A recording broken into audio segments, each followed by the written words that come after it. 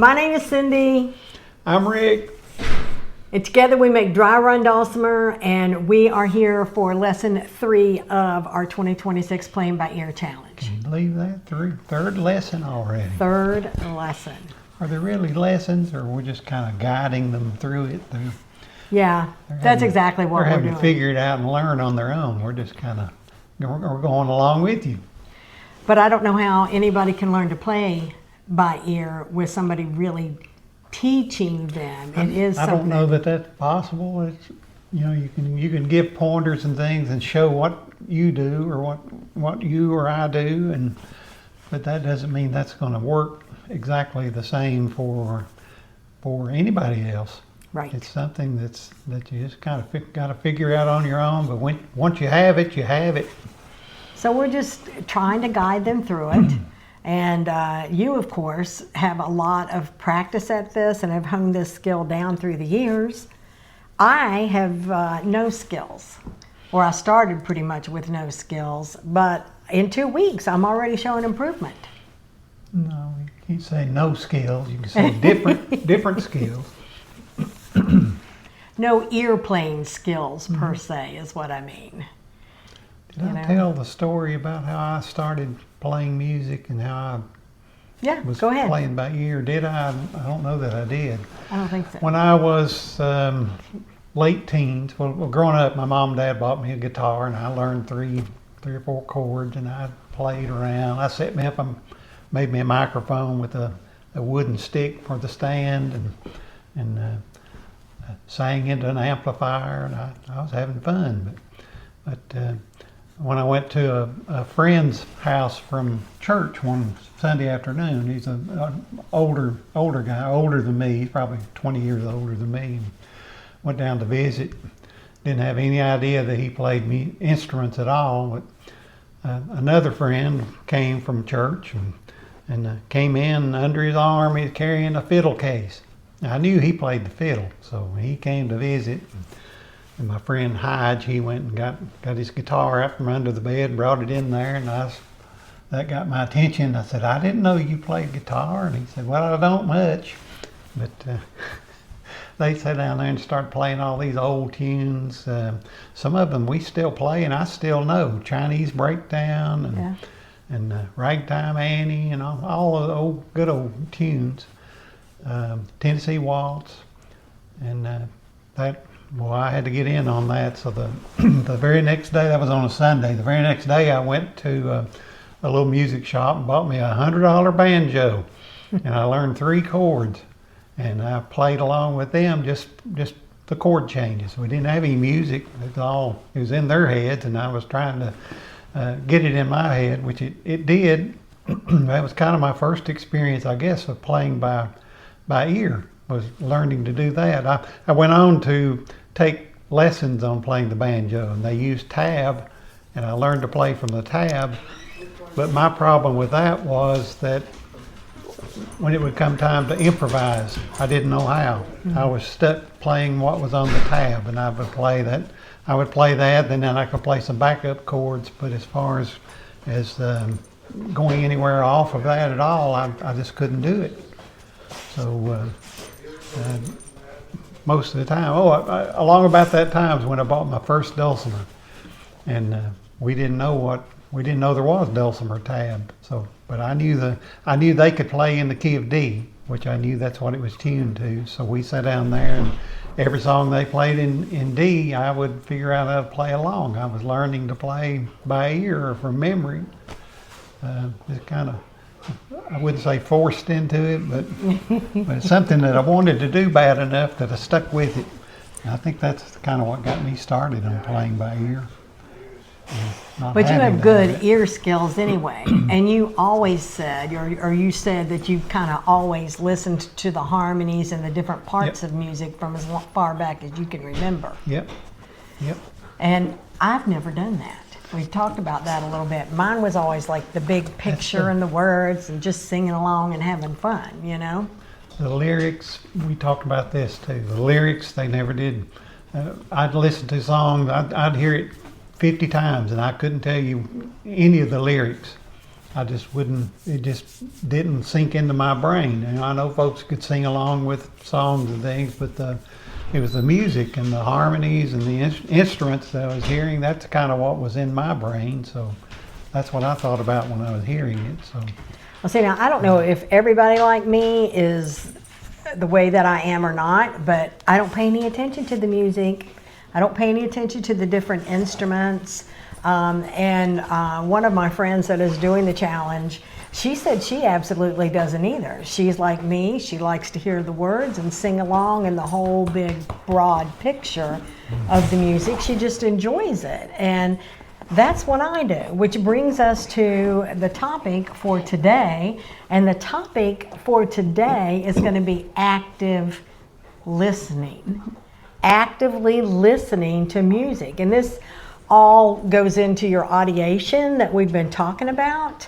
And so active listening is important. So there are two types of listening. There's active listening and passive listening. Both types are important for musical enjoyment, and one type isn't necessarily better than the other. Passive listening occurs when you hear a song in the background, or you're driving to work, or cleaning the house, or you're at dinner, or those kind of things. Your brain really isn't focusing on the music, and it doesn't have your full attention. You may tune in at times, but the music is there just to set the mood, to make you happy, help you focus. That's me. I'm driving down the road, I'm listening to Elvis or the 1970s, and I'm just singing and having a good old time. But I'm not paying attention to the music, you know? So active listening is what Rick does, and it says it's when you focus most of your attention on the music itself. Usually you analyze it or deconstruct it while it's playing, but that doesn't have to be the case. As long as you're thinking about what's happening musically, your brain is working and fine-tuning itself. Active listening doesn't have a specific roadmap, but there's tips and tricks that you can use to help you get started doing active listening, okay? And in this book that I've been reading, Musicality, they talk about active listening as listening with a question in mind. Some sort of question in mind. And I never do that other than what's the words and what they're singing. I like what you said a while ago. It's basically is paying attention while you're listening. Right. It's active listening. So right. That's kind of that kind of rings true with me, I think. I just never even thought to do that. And that, once again, may seem very simple, but I just want to enjoy the music, have a good time, and never even thought about paying attention to the different instruments and what's going on, and that may grow me musically or grow my ear, my audiation skills, improve my playing by ear. I just never even thought about it. I think for me it was something that was just always was automatic. I didn't have to think about it. I didn't think, well, I'm going to really listen and see what, I'm going to listen for the harmony parts in this song, or, and see what, see how pretty it is, or what I can pick out maybe a certain part that I want to play or sing. But that never crossed my mind. It's just something that just goes in automatic mode. Right. And see, nobody has said this, and I don't know this for sure, but I think Rick is an auditory learner, and I'm a visual learner. So he automatically is geared towards listening and learning, and I'm not. So I can develop my auditory skills. But that's what this challenge is all about, and this is what I have to learn. Being a visual learner, though, helps you with your sight reading tab, because you can just open up something you've never played and start playing it. That's true. And it takes me a while to stumble through it to get it to where I can keep up. And other people that play by ear say that they have difficulty reading the tab or the notes. And it's not that they can't, it just is a much slower process for them, like ear playing is a slower process for me. So we've talked about that. I think audiation and hearing the music is the number one thing that I need to work on, according to the research that I've done. But I need to improve my active listening skills, which will then improve my audiation. Mm-hmm. Does that make sense? I'm going to put a link in the comments of this video about a video about active listening. I sent it to you. You watched it. It was really good. Mm-hmm. Yep, it is. And I'm also going to put a link of possible questions that you could ask. And this is a link to a website page. But if we're going to be listening with questions in mind, what they talk about is, I'm going to just give you some examples. Like for structure, and I have heard this before, they talk about how many part A's, how many part B's, those kind of things in the fiddle tunes. But how they describe it is listen to the structure of the song as how many verses or choruses, is there a bridge, an intro, is there an outro, all those kind of things. You should make this an assignment for this week, other than the song itself, is for someone to pick out several songs, just different songs, and listen to them, but try actively listening and listen for all of the maybe when you can sense that they've gone to a different chord. Like a lot of times that's what throws people when we're playing in a jam. They don't know when to go to. We're working with D, G, and A, and you can kind of, after a while, you can kind of sense where it's going.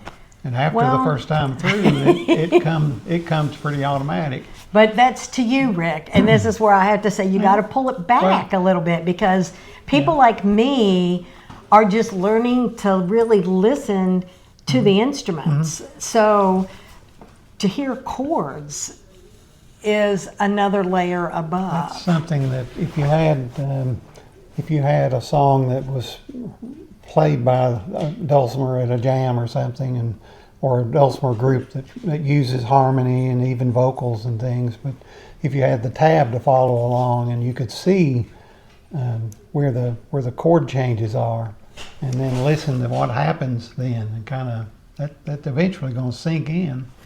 Well, it will. But at this point, honestly, Rick, I'm like a little baby. Yeah, you are. And I'm like dragging around for. Let's get with it. I'm an ear playing baby, and I'm still working on the melody. I'm gonna tell on you now. At the museum yesterday, we were playing with the Tuesday group that plays on Monday. I better get the name right. But it was before we had actually started playing, and people they're all bad to talk and yak, and I'm ready to start playing. But one of our friends said, what about Three Blind Mice? Can we play that? And I was sitting beside Cindy, and she just started playing it. And I asked her this morning by text, I said, did you even know that you were doing that? I said, you just went into automatic mode and started playing that by ear. It's simple. The first few notes are simple, and then it gets to that little fast part, and she was stumbling all over that. Well, I was too, because I had never played Three Blind Mice, but that's a little tricky part in there. But she went ahead and did it, and didn't even realize that she was trying it. I was trying it. They're all trying to help me at the group, and so they've learned the word audiate. They know I'm trying to audiate. That's so they were every like, other word we say audiation. They were like, oh yeah, can you audiate Three Blind Mice? I'm like, no, because I don't have it in my head, but I was able to do it. It was pretty much instant, the first part of it, and you hit the right note. The first note you played was the correct note where you needed to go. So you were. It's working, it's sinking in. I appreciated that he noticed that, because I did not notice it, because I was so busy listening and, trying to do it. And so when you told me that I did it, hit the first note on the first try, that really made me feel proud. I think that's the thing about all this. It's something that you don't notice or realize that you're doing. It's going to go into automatic mode, and it's just going to happen. So after It 2 takes weeks, a little while. 2 weeks, that's a little bit of improvement. Come At least on, this is third, Yeah. working on the third week. Come on, people. on that song, I did not have to hunt and peck for the opening note. And so that is definitely improvement for me. Now, I remember when we were going to Rocky Branch back in the summer, and there's a few times you and Pam said, we're going to learn to play Sugar Hill by ear. Yep. Did you all do that? Well, no, see, I can't because wait a remember. minute, you're wrong. I have to correct you, Rick. We said we were going to memorize it. Remember, And that's what you said. so we were trying to memorize the tab numbers, and memorizing the tab numbers is different than learning to audiate it. And because that goes into like a different part of our memory, the tab numbers, you're more likely to forget it unless you continue practicing it and playing it on a regular basis. But once you get this song, and it is in your memory, but it's a different kind of memory, and then you're going to recreate the tones to match it. Here's the other funny thing about that is you all said you were going to learn to play that by memory, and then we showed up there, and there was Pam with her Dulcimer, and who had a washboard in her hands to play. She didn't even have her Dulcimer; she had a washboard. We weren't supposed to play it that day. We were supposed to play it the next Friday. But it's okay. So anyway, I am learning to audiate, and I am making some little small steps. If we get back to active listening, we talked about some of the questions will be about the structure of the song. They say some of the questions can also be about rhythm, how many beats do you think are in each measure? You could kind of feel the pulses. Is it a waltz, more like 1, 2, 3, 1, 2, 3, 1, 2, 3?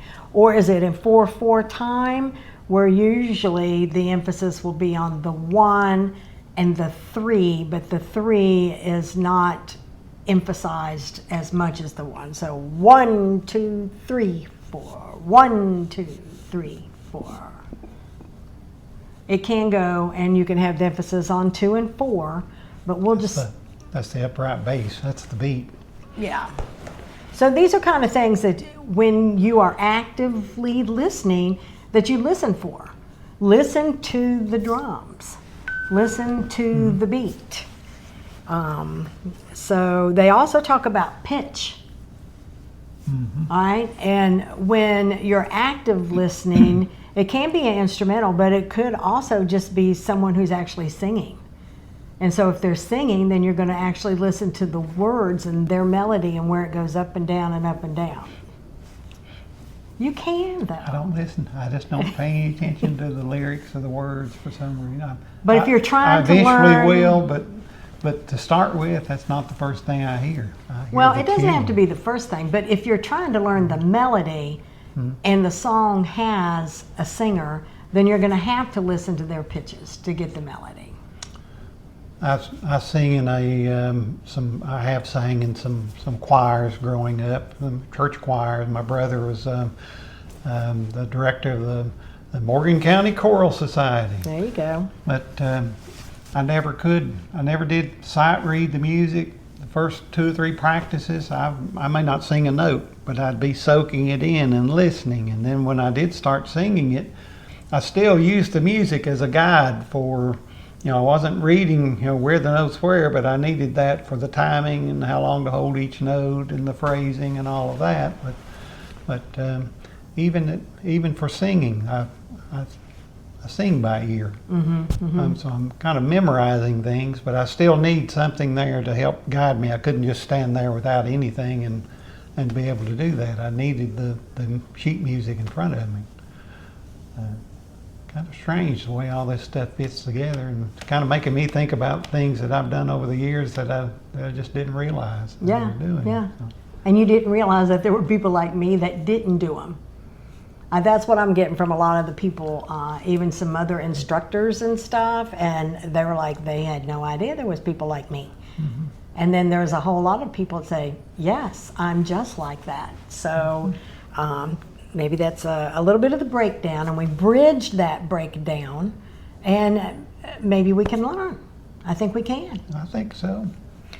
Okay, well, so just a few more questions, because you said you always paid attention to the instruments, and these are just examples, but they say you can think about what instruments are being used in the song, and then you can maybe try to track that instrument, try to isolate what's the banjo doing, what's the drummer doing, what's the piano doing.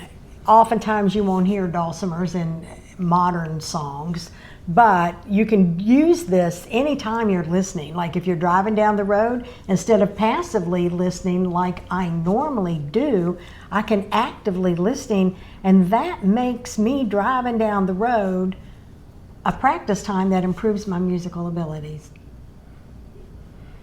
Do you sing loud when you're in the car by yourself? I do. I sing loud when I'm in the car with Michael. I'm sure he appreciates that. Yeah. Okay, so they say how many vocalists maybe can you hear? Any of those kind of things. And then they just talk about, this goes back to the lyrics though. What do you think about the lyrics? Are the melody, are they catchy melodies? Is it kind of clunky sounding? Is it too long? Is it too short? Does it remind you of other songs? Just any kind of question you could think about that makes you analyze what you're hearing. Yeah. So, in conclusion, okay, and this is coming from my source here, active listening is a lot of fun, and it's a huge asset for musical growth and development. Aspiring and pro musicians should be like a sponge, absorbing all types of music across various genres. If you try something and don't particularly like it, active listening can inform you as to why, and at the very least, it can help you find the silver lining in a song. Good stuff. Yeah. All right. So this week, we're going to work on active listening. Like I said, there will be a link to a video that I thought, for somebody who doesn't do it, I thought it was a really good explanation, and it was very helpful. And did you think, you were somebody who does do it, did you think the video was? Oh yeah. Yeah. Well, one other thing I thought of that we could do in a future videos maybe is have a recorded song that we listen to, and then we kind of talk about what we hear. Yeah. And point out different things that we hear that grab, something that grabs my ear may not, you may not hear it, may not notice it until it's pointed out. That's a good idea. And then it might get to a point where you can't even help but hear. So let's let people practice their active listening skills. Mm-hmm. And then that is a great idea. Help me remember it. Right. And we'll do that in the future after they've had a little bit of time to practice and hone their skills. So that is the theme for this week's lesson. Yeah, but what's the big question is, what's the song? What's the song? Well, the song of the week is going to be Mississippi Sawyer. That's a good one. That's going through my head right now. As soon as she said, actually, she told me this morning earlier, but I forgot what it was going to be. So as soon as she said it, it started going through my head. I might have an idea of how it goes, but I'm not real sure, so I'm not going to hum it or anything. So there's definitely a question in my mind, and so I will be audiating it for a day or two before I start picking it out. So good luck, and thanks for watching. See you next week. Bye.